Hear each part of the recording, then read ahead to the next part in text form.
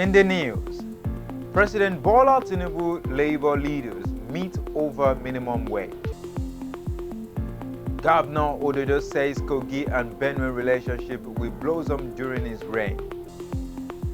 President Paul Kagame wins Rwanda vote in landslide. And in sports, Southgate resigned after England's loss to Spain in Euro 2024. This is the MLC TV Global News, reaching you live from the city of Lokoja, the confluent state of Nigeria. I am Abiodun Sadiq. Thanks for joining us.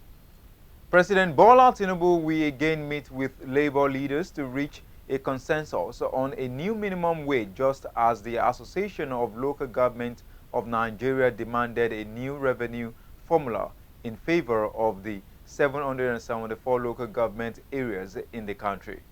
The Minister of Information and National Orientation, Idris, told journalists after the 15th Federal Executive Council meeting at the State House, Abuja, that Tinubu would hold a follow-up meeting with the labor leaders in continuation of his consultation with the stakeholders. An amendment bill to the budget would thereafter be transmitted to the National Assembly after a consensus had been reached on a new minimum wage. The Information Minister said the government has directed the Ministry of Budget and also come up with additional support for the 2024 budget so that any differential or any gap that will exist in terms of what existed before the 2024 budget was approved and the supplementary budget and also what the requirement is for now. Idris explained that Tinubu was open to more consultation with the organized labor and its affiliates. However, the government spokesperson said the council did not discuss the minimum wage figure as consultations are underway. The federal government said that it had dispatched 20 trucks of rice to each of the 36 states and the Federal Capital Territory, Abuja. The recent move is part of the measure to douse the food crisis and the economic burden of Nigerians. The Minister of Information and National Orientation, Idris, disclosed this to State House correspondents at the end of the Federal Executive Council meeting presided over by President Bola Tinubu at the Aso Rock Villa, Abuja. Idris, who appealed to state governors to ensure equitable distribution of the rice to those who need it the most, said each state and the FCT had received 20 trucks containing 1,200 bags of 25 kg of rice. The minister, who sat alongside the president's special advisor on information and strategy, Bayo Onanugwa, said Tinubu directed the Minister of Agriculture to ensure that Nigerians get the rice supply. The federal government has reached a compromise with the United Arab Emirates, UAE, a development that has seen the authorities lifting the ban on Nigerian passport holders. Minister of Information and National Orientation Idris disclosed this shortly after the Federal Executive Council meeting presided over by President Bola Tinubu. The minister said Nigeria has been discussing with the UAE over the ban on Nigerians traveling to the country, but an agreement has been reached over the issue. The governor of Kogi State, Usman Ododo, has said that it will sustain and improve the decades cordial relationship and harmonious relationship between Kogi and Benue indigents. Governor Ododo, who stated this when he paid traditional homage to the tall Chief James Ayashe in Boku, Benue State, said both states have enduring historical affinities that cannot be erased. Ododo, who was represented by the Deputy Governor Joel Salifu, said the relationship with the people of Benue will continue to remain cordial, stressing that Benue people are peace-loving, hospitable, and hard-working. He praised the monarch for the warm reception and prayed God to grant His Royal Majesty good health and vitality. In reaction, Totiv V, His Royal Majesty Chief James Otube Ayashe commended Governor Usman Ododo for his landmark achievements in such a short time in office, stressing that the activities of government of Kogi State is heard in Benue and urged him to sustain the tempo. The monarch expressed gratitude to Governor Ododo for sending a high-powered delegation to Benue State, led by the Deputy Governor, Joel Salifu. Staff of the reference hospital, Kenya, have been charged to be patriotic in the discharge of their official duties. Chief Medical Director of the University of Maiduguri Teaching Hospital, Professor Ahmed Aijo, gave the charge while speaking to newsmen after a facility tour of the hospital.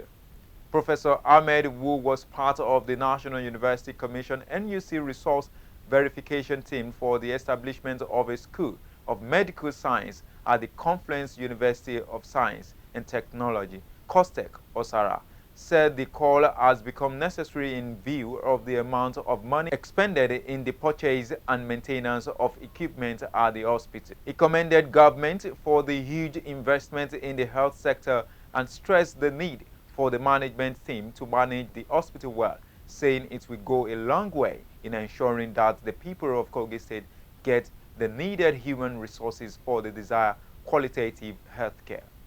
On his part, the team lead and professor of pediatric surgery, Professor Awa, described the tour around the hospital as impressive, stating that they will visit the university too before writing their report. Also speaking, the CMD of Reference Hospital Kenya, Professor Solomon Avidemi, said the visit by the team was to evaluate CUSTECH to run medical programs, noting that the requirement includes the availability of a corresponding teaching hospital for training of the medical students. The Chief Executive Officer of MegaTech Solution, Engineer Hamza, has commended the Kogi State government for creating an enabling environment for youth to discover themselves and to become employers of labor. Engineer Hamza commended the government in Lokoja during an exclusive interview with Malachi TV in a program, Word for Youth.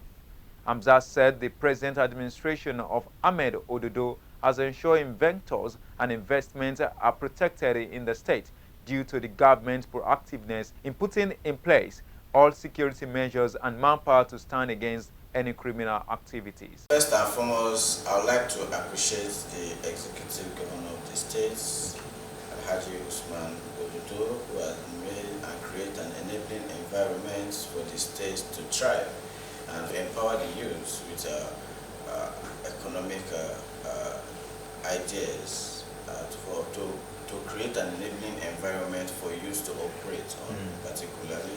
The CEO of MegaTech, who is less than 40 years, said the encouragement he got from the youth-friendly governor and his mentor and father, Dr. Shuaibu Aricha, gave him the boldness to go into creating jobs for himself and engage over 100 youth into his organizations, and that he is excited to see how the youth are making a living through the widespread of ICT, automobile and automotive business he has created. The government of the day has actually provided an enabling environment for youth like me, and of which I know I have motivated other youths out there to actually,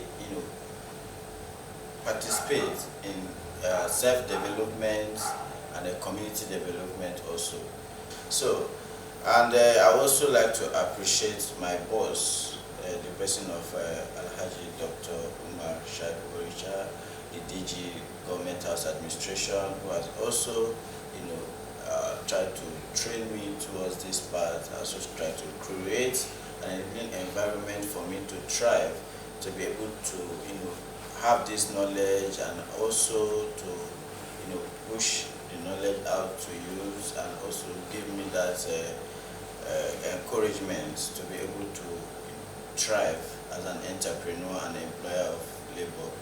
As you can see, the economy of the country is not really as friendly as it should be, but then when you have people around you that motivates you, that push you to do more, then you see that at the end of the day, with the help of these people, you'll be able to go far in life. So these people that I've actually mentioned has actually helped to shape my life and carve a niche for me to succeed as an entrepreneur and employer of labor. Hamza charged youth to channel their ideas and creativity capacity to do positive things instead of investing in businesses that could tarnish their image, such as cybercrime and many evil vices they engage in. So with this, a lot of people are going to be thrilled. A lot of people are going to, have that positive mindset of also doing the same thing. So I advise the youth to keep trying, keep pushing, engage in tech-related activities, engage in anything that is profitable, that can provide and provide sustenance for them. You understand? You mustn't do Yahoo as a youth to sustain yourself. So when you engage yourself in tech-related activities, you will see that you will thrive more than someone who is doing Yahoo outside there. He called on leaders at all levels to support the federal and state government to build a safer society for all. Hamza also advocated a proper orientation strategy to help redirect the youth who use ICT to commit cybercrime known as Yahoo Yahoo. He charged the youth to make use of ICT to make legitimate money for themselves. This use, you can actually change their mindset. You can actually create an awareness to make them believe that they can actually use these gadgets to be productive, to make income for themselves without actually, doing Yahoo Yahoo. You understand? Without using it in a wrong way. So, but because there is lack of awareness about these things, about the positive act of ICT, it's actually making the youth to embrace the negative part that much, of which when you look around today, you have countless number of people who are indulging in this Yahoo Yahoo cybercrime. But if the government can put up a facility that can help to train this youth, to change their mind, to create awareness about the importance of tech and the relevance, the positive side of tech, it will go a long way in curbing this online menace called Yahoo Yahoo. And it also help to increase, it also boost the state image. You understand? Because Yahoo Yahoo is not a good thing. It only gives bad name to any particular region practicing or allowing it to thrive. It's not a good thing. It actually causes a setback to the economy of the state. But if you can help to eradicate this Yahoo Yahoo by creating awareness and engaging the youth on tech-oriented platforms, it can help a long way in eradicating Yahoo Yahoo or cybercrime. Engineer Hamza is a graduate of electronic engineering from the Federal University of Technology, Minna, Niger State. He is a member of the Nigerian Society of Engineers, NSE, and Council for the Regulation of Engineering in Nigeria, Crude. On politics, the Kogi State Independent Electoral Commission has fixed 19 October as the date for the local government election across the state. This followed the Supreme Court judgment of last week, which declared the caretaker committee running the affair of local government areas in the country illegal. Subsequently, the federal government said the allocation to these local government areas without elected officials would be withheld, as the Joint Allocation Accounts Committee is no longer recognized under the law.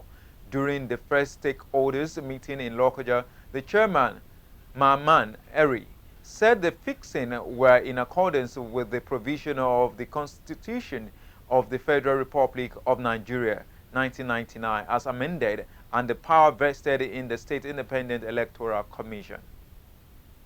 We go on a short break now. We'll be right back.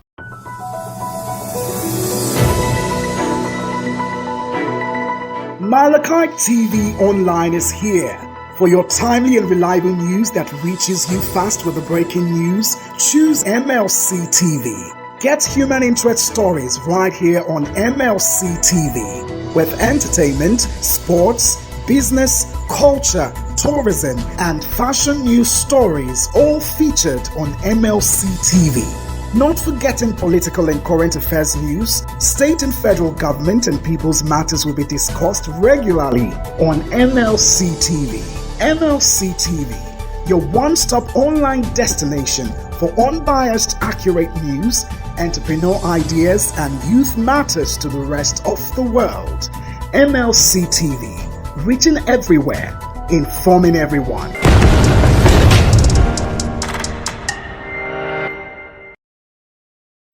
And on crime, the Nigerian Security and Civil Defense Corps Commandant General Special Intelligence Squad has arrested 3 suspects for vandalism of an oil pipeline and oil theft in Ododo, Umuajuloke community, Omuama local government area of Rivers State. The NSCDC Public Relations Officer Babawale Afolabi in a statement disclosed that the CG's SIS Commander DC Apollo Dandaura revealed the recovery of numerous drum ovens with processed stolen crude oil, industrial oils used for siphoning, and large quantity of crude oil stored in cellophane bags and kegs. It stated that after a thorough investigation, those found guilty would face trial in courts.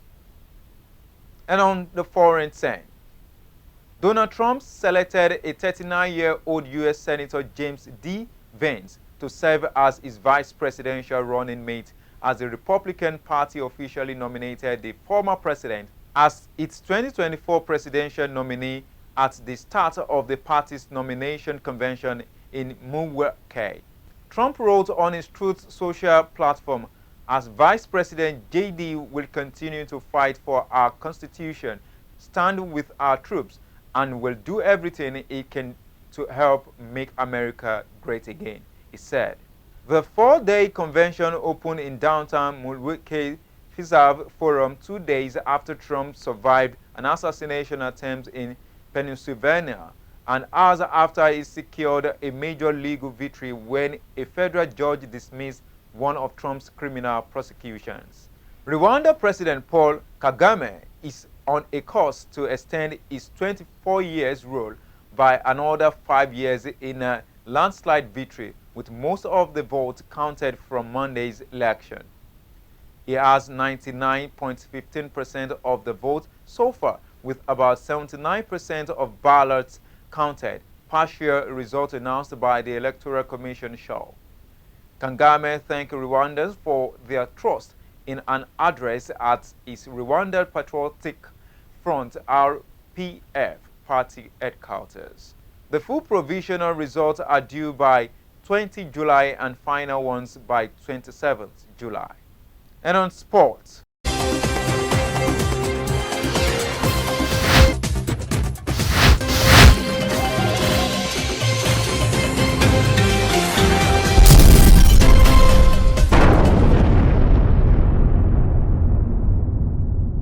England manager Gareth Southgate has resigned 2 days after defeat by Spain in the 2024 European Championship final.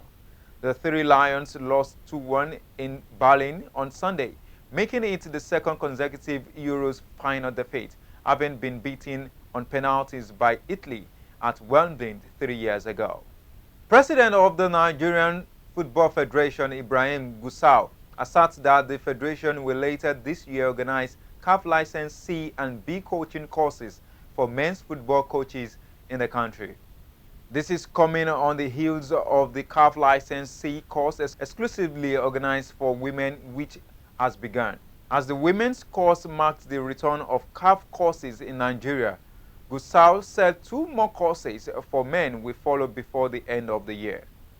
During the opening ceremony of the first ever women's course, the NFF president pledged more support for the growth of women's coaches in the country.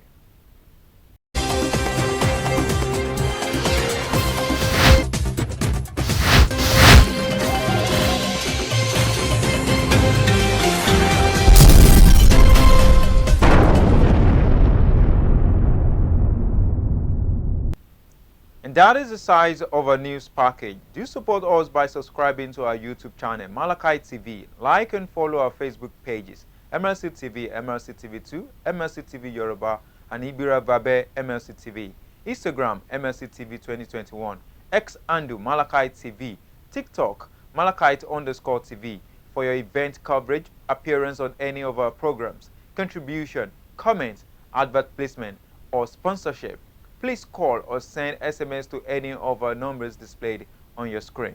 Join Malachite TV online on weekends to watch our various programs. Every Saturday, Health Med Info by 5 p.m., 7 p.m. Political Arena, Sunday 6 p.m. Women's World, 7 p.m. Kakache Ibira, Monday 9 a.m. The Opinion, and 9 p.m. Senior Citizen Alcove. It's Malachite TV, reaching everywhere, informing everyone. Please be your brother's keepers to build a happier and better society together. I am Abiodun Sadiq. Thanks for watching.